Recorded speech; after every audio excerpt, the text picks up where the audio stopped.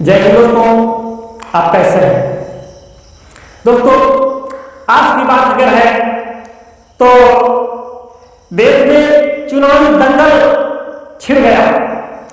देश में चुनावी दंगल छिड़ गया और कौन इस दंगल में विजेता बनेगा ये आप लोग अनुमान लगा के बता सकते हैं कि ये चुनावी दंगल किसके रण क्षेत्र में जाएगा और किसके पक्ष में जाएगा, कौन इतना शक्तिशाली इस प्रदर्शन कर पाएगा। क्योंकि यहाँ पे एक पार्टियां नहीं, पार्टियां तो काफी हो चुकी है, क्योंकि NDA versus India versus BSP, क्योंकि बीएसपी पार्टी किसी भी के गठबंधन में नहीं है, ना तो इंडिया के सपोर्ट में है ना तो एनडीए के सपोर्ट में है। और रही बात भीम आर्मी पार्टी, उसका भी गठबंधन की तरफ ध्यान है, लेकिन वो तो चाहते हैं कि हम किस क्षेत्र में किसके साथ जाए, किसका सपोर्ट करें कि देश का भला हो सके। तो रही बात लोगों के दिमाग में ऐसे फितूर छा गया कि बसपा पार्टी किसके पक्ष में जाएगी।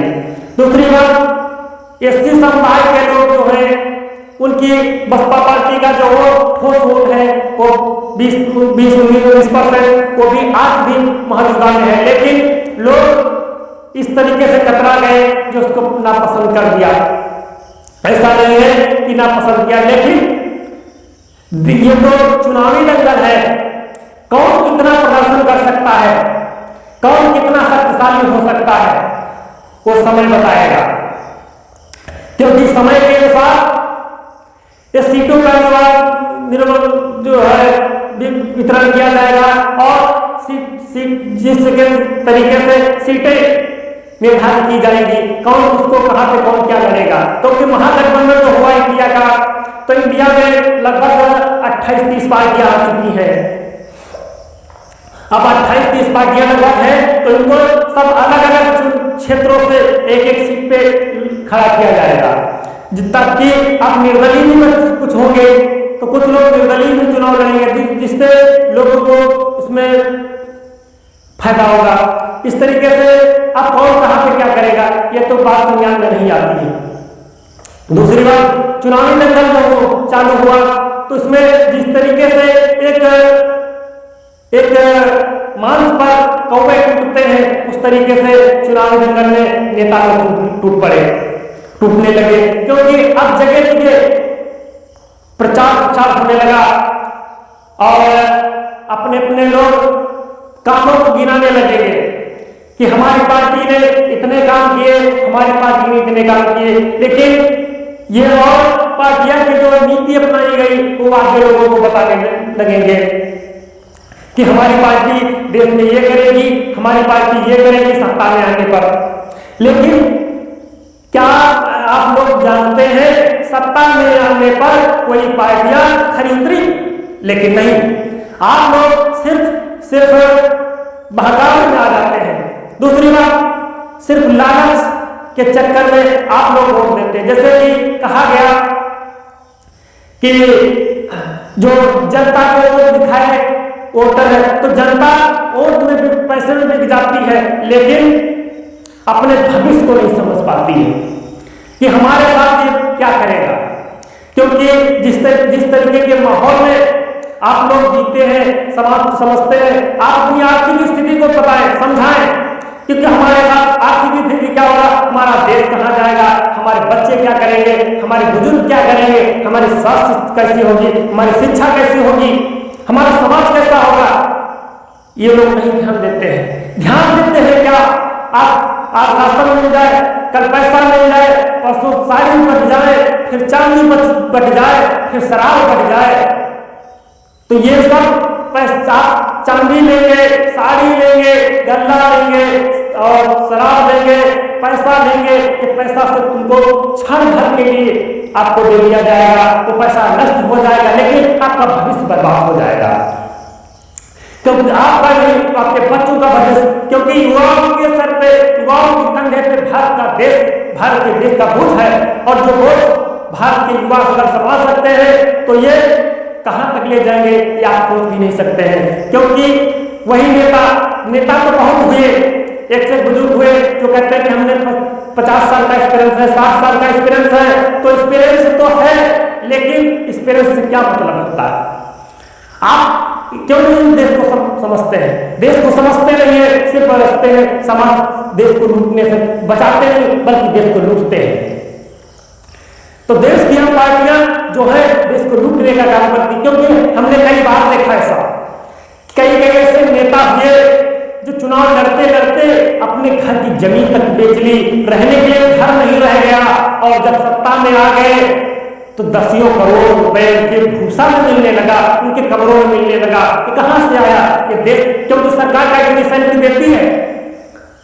एक विधायक को 80,000 रुपए सैलरी की 40,000 सैलरी प्लस खर्चे के हिसाब से महीने में 80 से 90,000 रुपए देती है। साल का अगर जोड़ लिया जाए, साल का जोड़ लिया, फिर 5 साल का बजट जोड़ लिया जाए, उसके बाद उनके घर में जब तलाशी होती है तो 20-20, 30-30 करोड़ रुपए, 50-50 करोड़ रुपए कहां से आते हैं? ये देश को खींचने नहीं, देश को नहीं लूट तो कहां से आते हैं?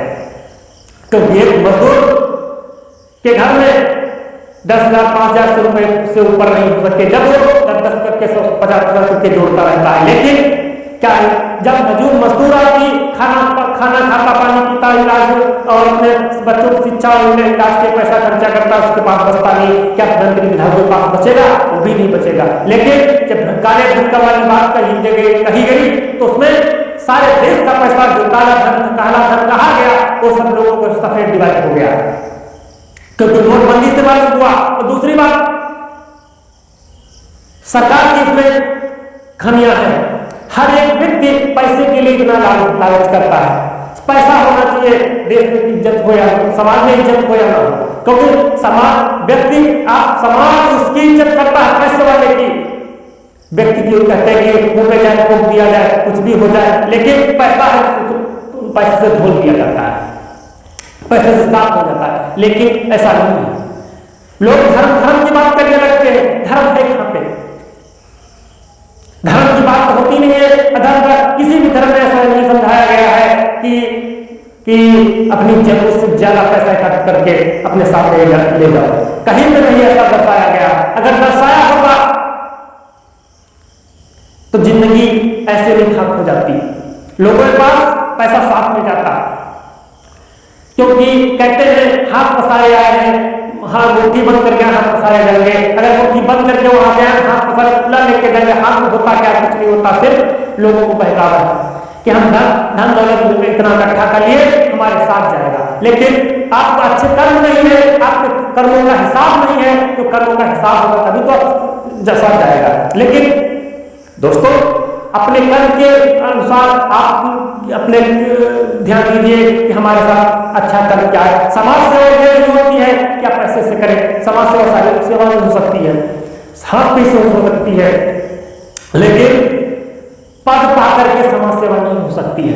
पद पा करके समाज सेवा भ्रष्टाचार से होती है, वहां पे पैसे का लालच हो जाता है। हमने कई जगह पैसे से देखा कि गरीब लोग सताए गए, और वही लोग जिन्होंने थप्पड़ मारा वही शिकायत करने गए, और गरीब फिर पहुंचा शिकायत करके गरीब फिर से मारा गया। ये देश की, ये लोगों की सोच है, प्रशासन है।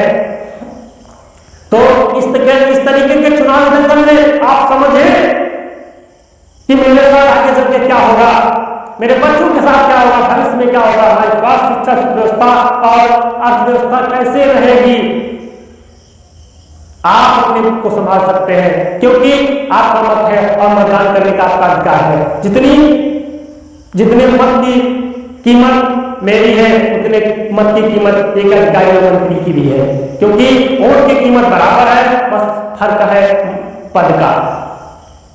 तो दोस्तों, इस तरीके से माहौल में आप बचें और अपने पड़ोसियों को बचाएं, और उस तरीके की सरकार को चुने, उस तरीके के प्रतिनिधि को चुने जो देश को काफी दूर तक ले जाए, विकास के नाम पर नहीं, विकास के काम को मुकाम पर ले जाए। तो इस तरीके के आप मतदान करें और अपने विवेक से करें, किसी के बहकावे ना आए, क्योंकि दारू मुर्गा में ना बिके, क्योंकि आपका भविष्य खतरे में हो जाएगा।